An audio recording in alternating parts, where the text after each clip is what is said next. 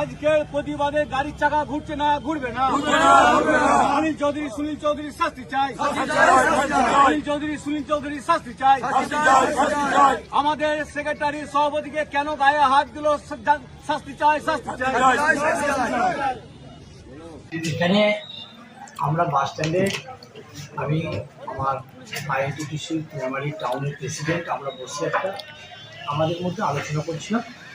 কদিন আগে আমাদের একটা রক্তদান শিবির বা কম্বল বিতরণের প্রক্রিয়া ছিল, সেই সমস্ত বিষয় নিয়ে আমরা আলোচনা করছি নেক্সট কী প্রোগ্রাম করা যায়।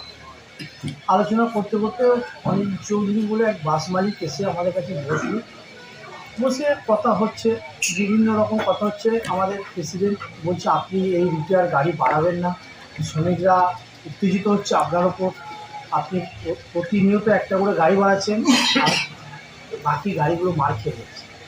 এই কথা হতে হতে ওনার ভাই পেছন দিকে চা খাচ্ছিল, ছুটে এসে আমাকে বলছে, ওনার ভাই কি না সুনীল চৌধুরী, উনি নোংরামো করে এসেছে, সেটাই করবে।